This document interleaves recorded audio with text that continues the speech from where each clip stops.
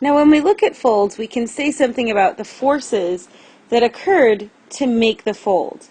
So if we see an open fold, meaning my limbs are not very tight at all, that tells me that there wasn't a lot of force that bent these rocks. It was just a little bit of force. However, if I see a tight fold like this, that's telling me there was a lot of force pressing in on those rocks in order to make a fold like that. Now, what we had just talked about with the anticlines and synclines was forces happening in two directions. However, we know that the Earth doesn't just happen in two directions, in two planes. We have three planes, and that's going to give us plunging structures. So all the plunging structure is in normal, here you have an anticline. I know it's an anticline because my limbs, right, are dipping downwards. And if you notice on the top, right, instead of just having these nice flat layers like you see here, instead I've got these rounded angles up here, right, they're smeared out a little bit. That's what plunge is. So plunge is where I take these rocks and I'm pushing on them from one direction and I'm causing them to smear out. And that's what we're seeing here. And that's all a plunging fold is. It's just where we have a third direction of force kind of coming in and smearing those rocks out. So again, I'm going to advise you to take a look at those videos that I'm going to post after this little section here to talk about how we recognize the different kinds of plunging structures. But this is what a plunge looks like in real life. So you can see here, right here, this red layer is really obvious. It's been smeared out. So these rocks physically look that way in real life, just like they do in the picture on how they're smeared out. Now we can also take these folds and go into 360 degrees. So if I have an anticline that occurs in 360 degrees, I have what is called a dome. If you look, no matter which way you cut a dome, right, it's an anticline in cross-section, but it's in 360 degrees, so it's like an upside-down bowl.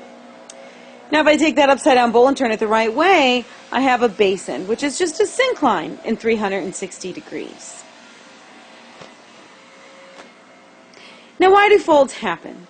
Well, folds can occur in one of two ways: flexural slip or passive flow.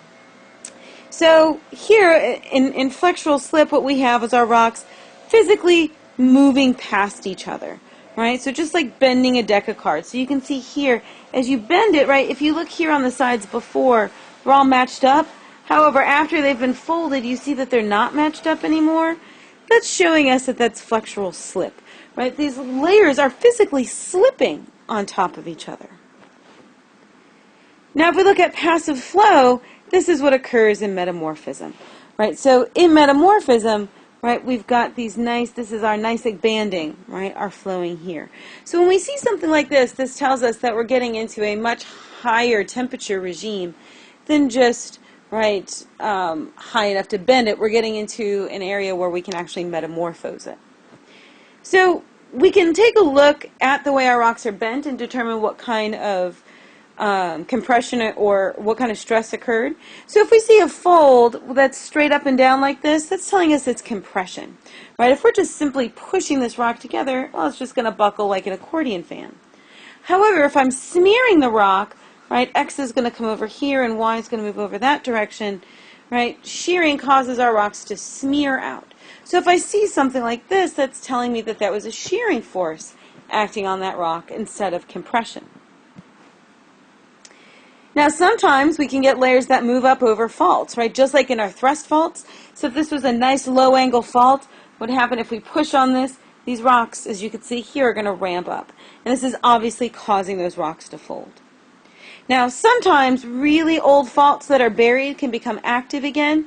And when they become active and move, sometimes we can get monoclines that result above it.